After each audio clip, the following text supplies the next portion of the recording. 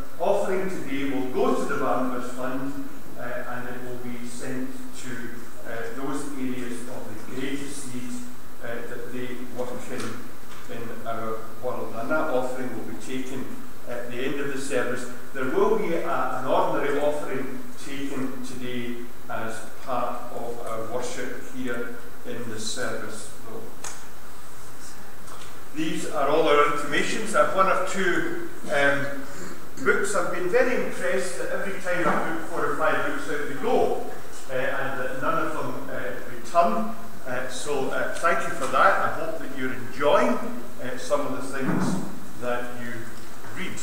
So I have 5 books, unsurprisingly.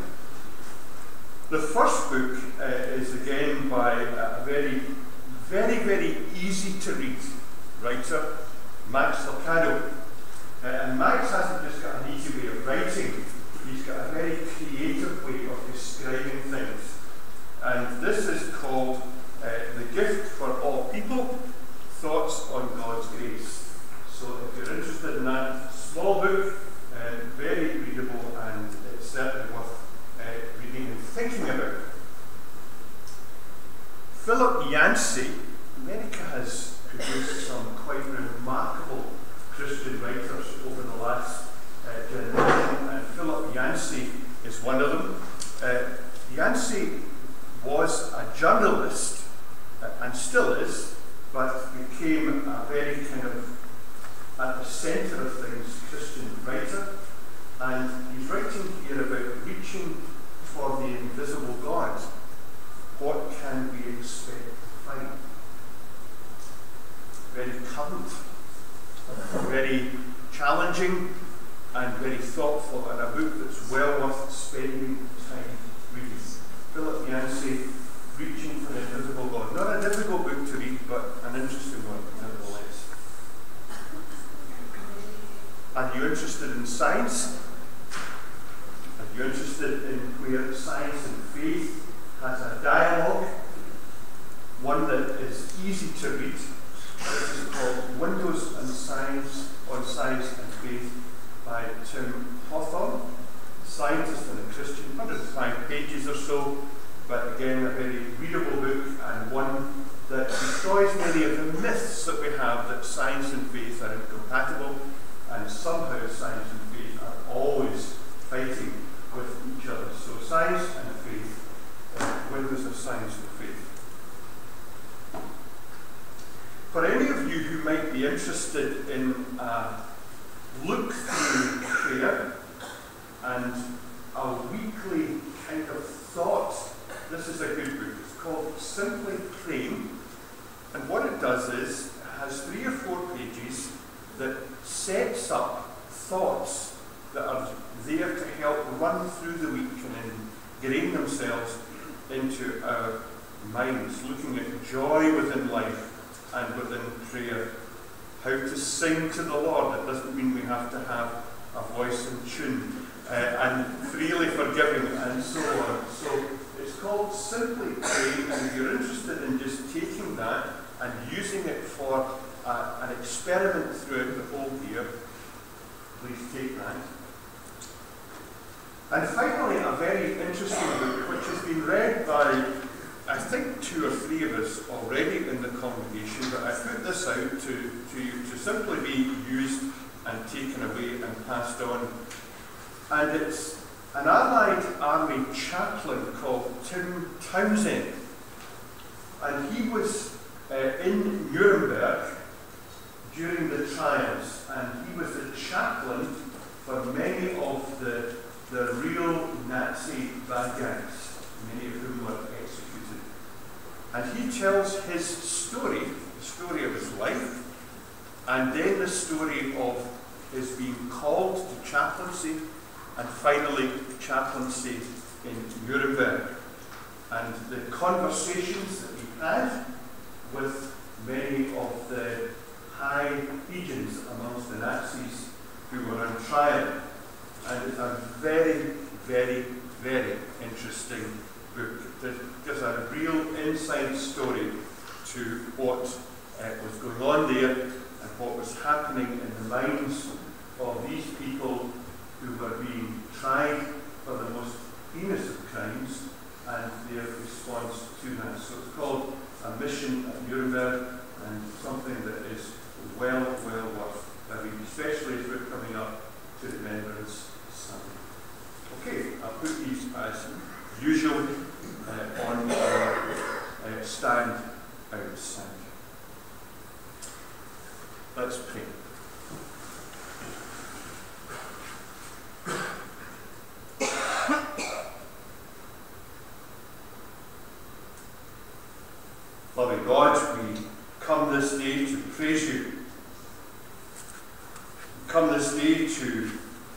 celebrate your great goodness. We come this day with thanksgiving, with joy, and with a sense of wonder, as we remind ourselves of the richness of your creation, and as we acknowledge together your faithfulness in providing for all of our needs, and far, far beyond that. For the world that you have placed us in, for the solar system and universe of which we are a part, for the blessings that you have given us beyond our deserving, we give you thanks. Loving God, for the beauty of the seasons, for the constant cycle of day and night, and for the vital gifts of rain and sunshine, we give you praise. For you have ordered things so perfectly, and we thank you for that. For the miracle of growth, for the wonder of life, for the incredible variety of harvest, we give you our thanksgiving this day. And we ask that you would receive our worship, these offerings that we bring of food and of money. We ask that you would bless them and bless our celebration, and indeed fill us with genuine thankfulness for all that we have been given. For we recognize that you have blessed us beyond anything that we deserve. We gladly rejoice this day at harvest time in the name of Christ. Amen.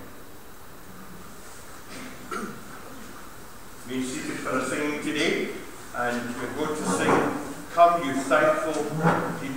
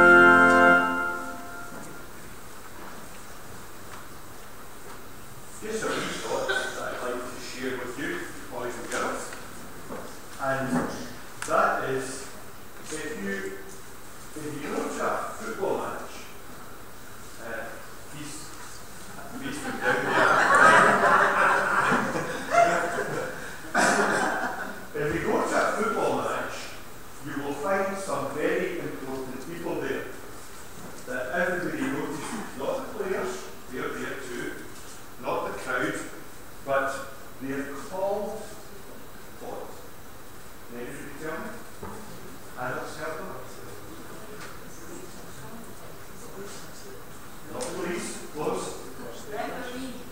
Not the referee, no. Nobody likes him. Or her, right? Not the manager, nobody likes him either, right? Stewards. Pardon? Stewards. Stewards. The stewards. And the stewards are there to look after people.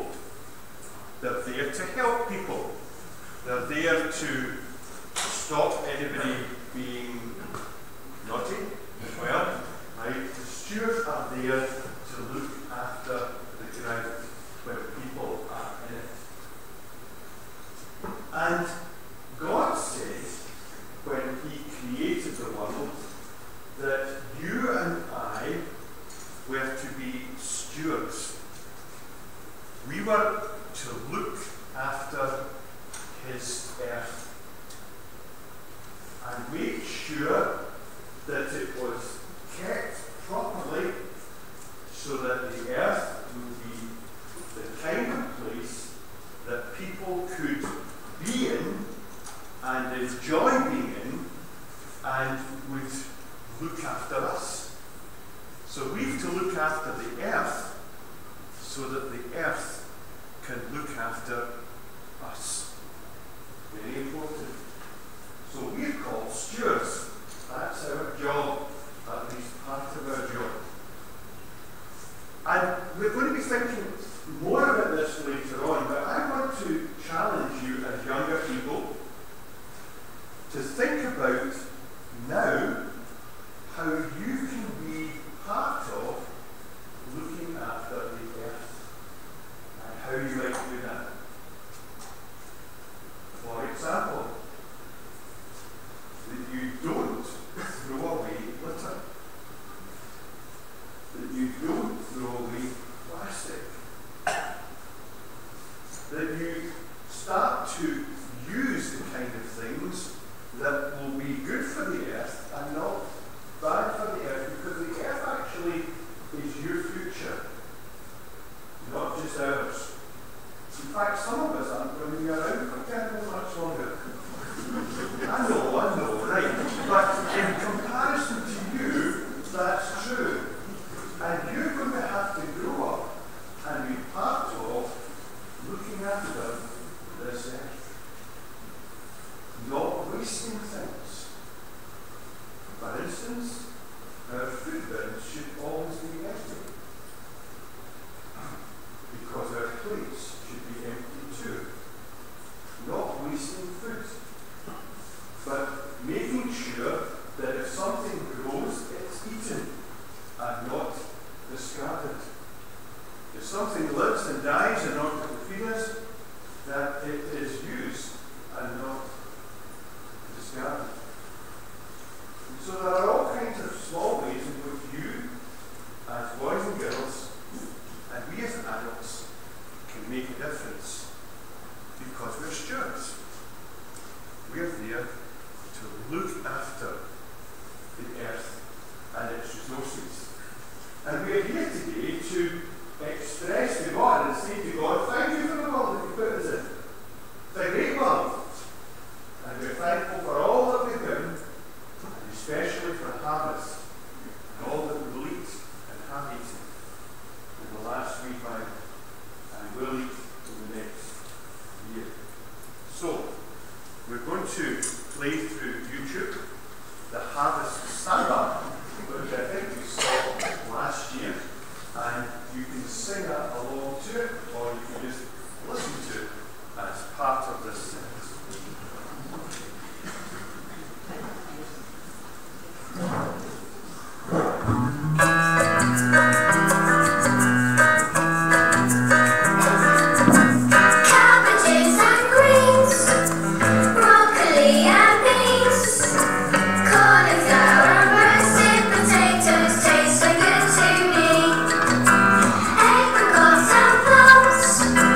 Ripened in the sun.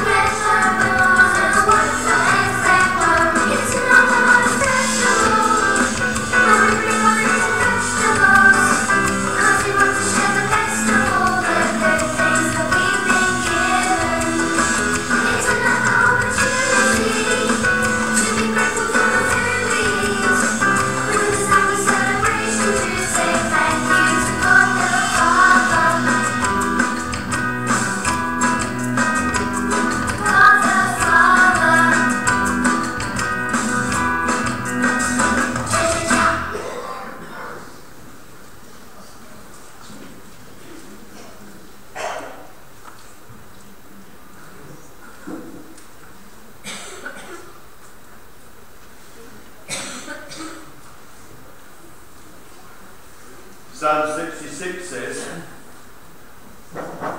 shout joyful praises to God, all the earth. Sing about the glory of his name. Tell the world how glorious he is. Say to God, how awesome are your deeds. Everything on earth will worship you, and they will sing your praises. Amen.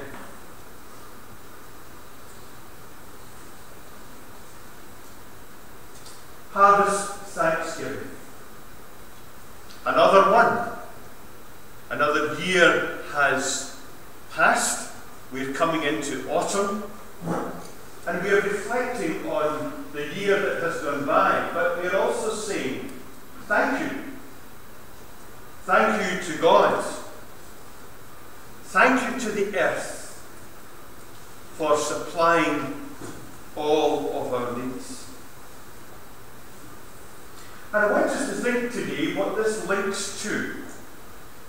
I want us to look biblically and spiritually at what those links are.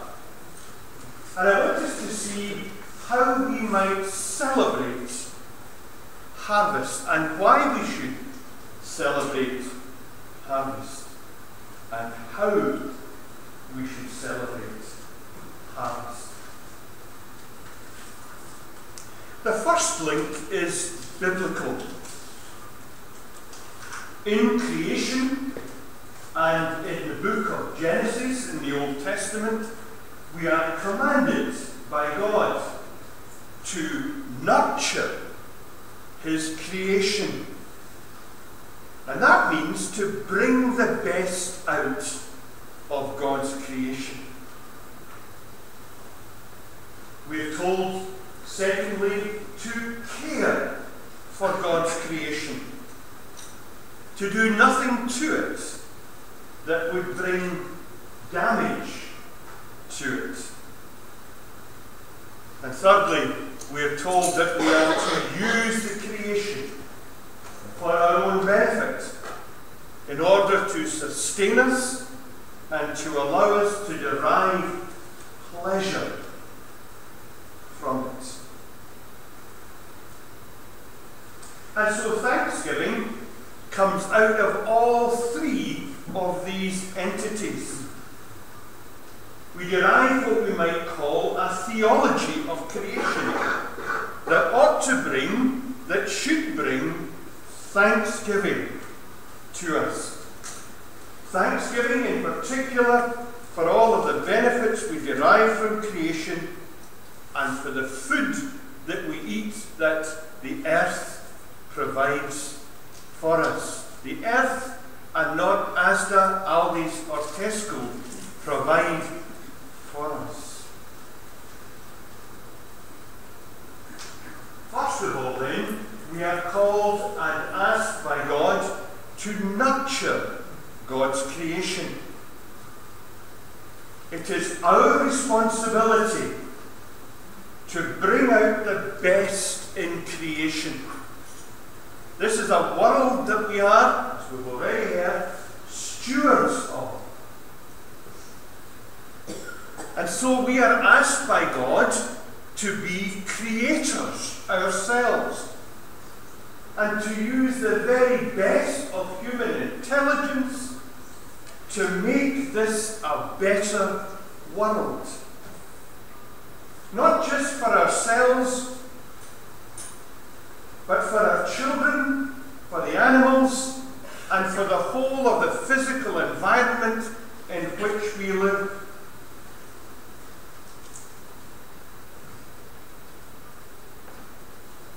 You went on holiday somewhere and went to live in a house. Perhaps you would take a house for a week, which is something that we often do. We would be expected to leave it in as good, at least, a condition as we found it. And we are called by God in our use of the earth as stewards of the earth as we walk through our own lives, to leave this world in as good a condition as it possibly can be in. To use all of our energies and all of our intelligence and all of our imagination to make this a good place to be. And to make it a good place to be, not just for ourselves as individuals, but looking forward and saying, I will leave this a good place to be for my children and my grandchildren and maybe even my great-grandchildren.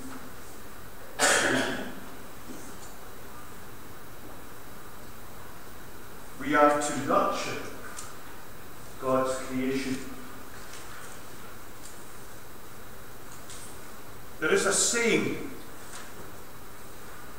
ignorance is bliss. You know, it's amazing how many of those sayings are absolute nonsense when you think about it. But it's a saying that I remember growing up with. Ignorance is bliss. Is it? Well, it certainly isn't if it's used as an excuse. And I want us to look at that thought for a moment as we look at our second responsibility.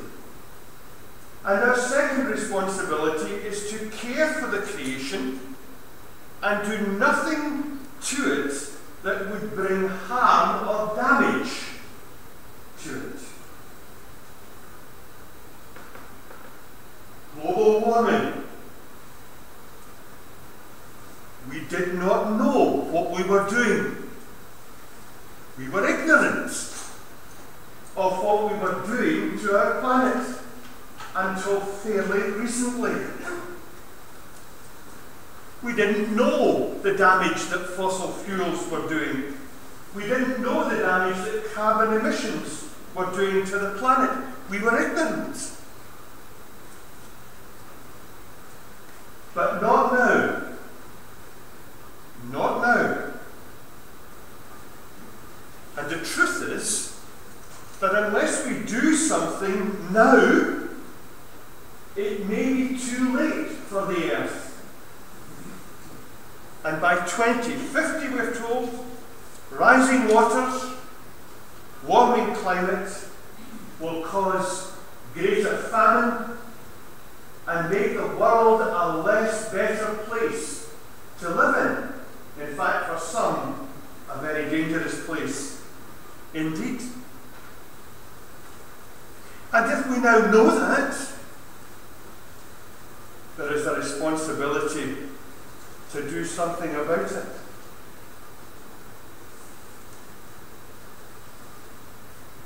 Driving around cars, we surely have to have a sensible and more particular way of looking at that in order that we are intelligently appraised of how much we should actually do in terms of driving and the kind of cars that we drive. For example, I humph around in a bike now, and all my kind of work in Dunfermline, and even as far as County Beef the other day, has been around in my bike. Two things. I used one full tank of petrol less a month rather, as a result. I would want to lower that further if I could, and will try to. It makes a difference to the environment. And it actually makes a difference to me as well. I'm not holding myself up, by the way, as a paragon of virtue. That came about as a result of necessity, rather than thinking any way about that. But when you think about it, there are ways of doing things that can help the environment. How we travel, how we eat. And we've got to accept that if we want the lifestyle that we have, we will have to pay more for it. And we will have to encourage others to say that we want to see an emissions target that is 100% sustainable energy that's being used. that is non-carbon. That is not damaging the planet, that's not blowing a hole in the ozone.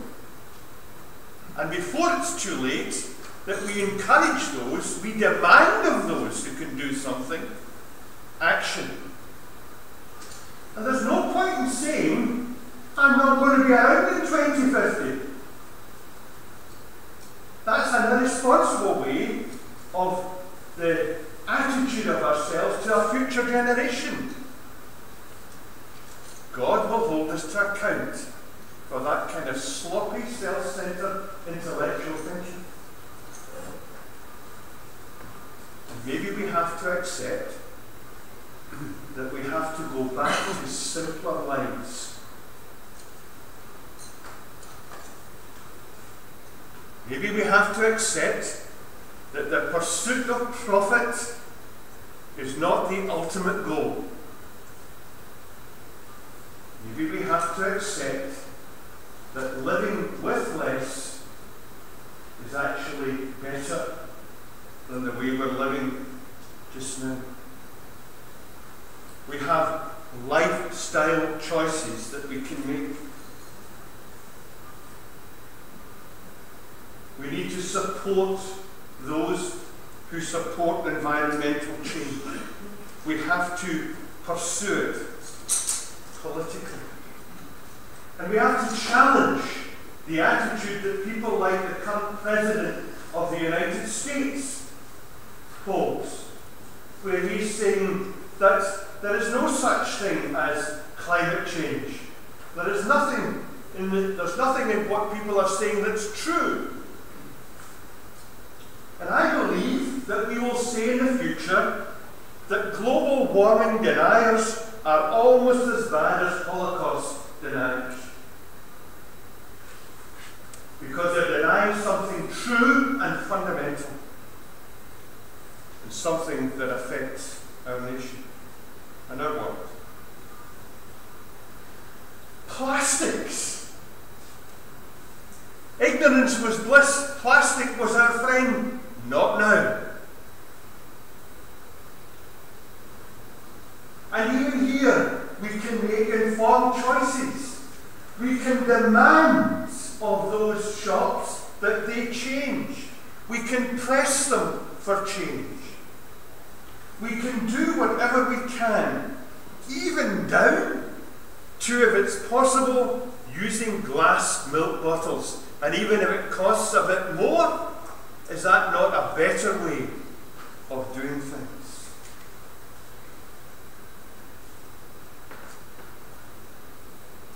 We can make a difference, even there. Nuclear arms is on the agenda again. And what an affront to any Christian view of the world to support the possession and potential of the use of weapons that can destroy the earth. Where is the logic in that? Where people are beginning to fall out over the number of arms that they can have that are already there that can destroy the earth several times over. What a dreadful way to be stewards of the earth, to possess these arms. Never mind the potential for their use.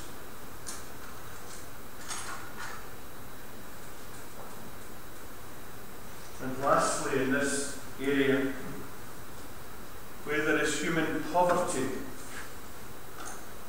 if we have an earth that is bountiful and other countries pass through drought and famine, it is a righteous use of the earth's resources for us to share what we have. And there can be no argument that Jesus, when he said that we were to love our neighbours, would have intended that to be the case. So there is a logic in the way in which we govern and use the earth. But finally, we are to use creation for our benefit and to enjoy the fruits of the earth. We need to recognise our dependence on the earth and to be thankful for it. We need to recognise the place of the things that we don't eat. The trees and the forests, the seas and the skies, the animals, the fish, the sea creatures and the birds. Because every one of them has a place. There's a logic and cohesion to our whole creation. And we should be in a day like this, and more than just today, saying thank you. Thank you to creation for what it does for us in creation. Thank you to God for the wonder and the majesty and the logic and the interdependence of everything in our world.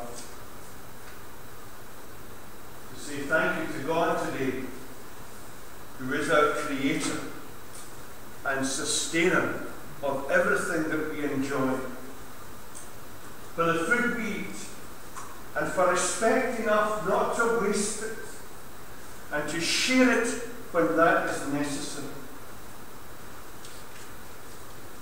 When all these things come together, we can then be in a true spirit of thanksgiving to God, as we share the earth's bounty and enjoy it for ourselves, and supply the needs of those who have little or nothing. This is harvest thanksgiving. This is time to reflect. This is time to enjoy. This is time to be responsible. This is time to be active. This is time to share. This is time, above all else, to say thank you to God. Now we're going to receive our offering, and as we do that, we're going to sing hymn number 227, The Earth is Yours, O God.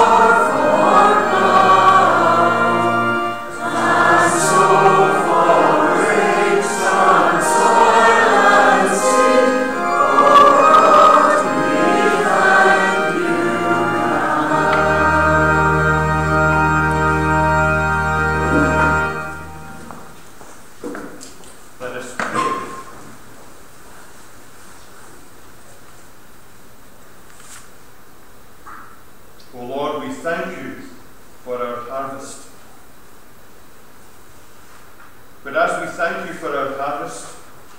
We remember those who do not celebrate. For those whose harvest is poor or non-existent. For those with insufficient resources to tend their land. For those whose harvest has been destroyed by the chaos of war or by natural disaster.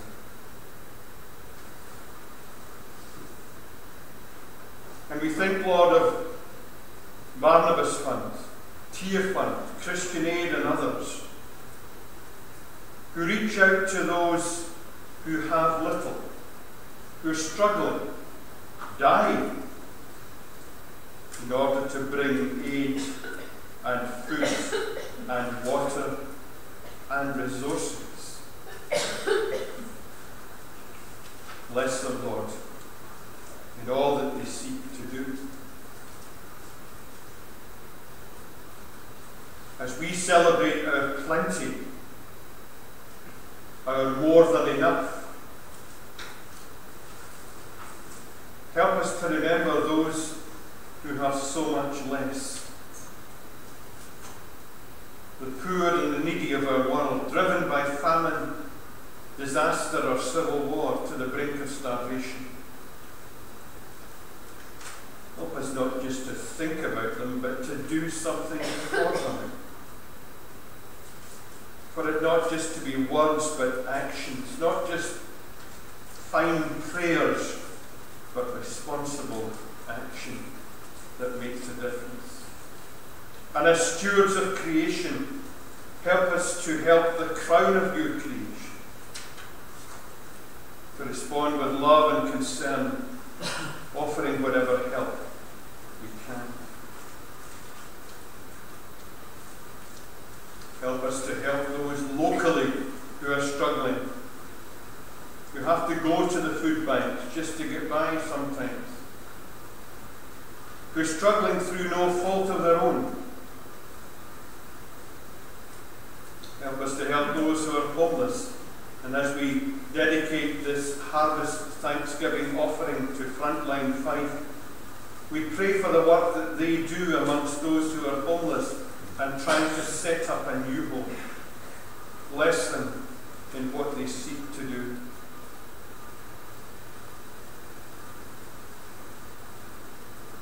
Speak to us at this harvest time so that our hearts and consciences might be stirred and quickened to action in order to save our world. And teach us how to share our bounty with those who have little or nothing. Lord, at this time we pray for those who are in need in our own congregation, for those who are in hospital, for those who are nearing the end of life's journey, for those who are in care homes, for those who are desperately unwell through illness of the mind. Draw near to them. Help us to help them in whatever way we can. You have blessed us richly. Help us and teach us to remember others, not just this day, but always.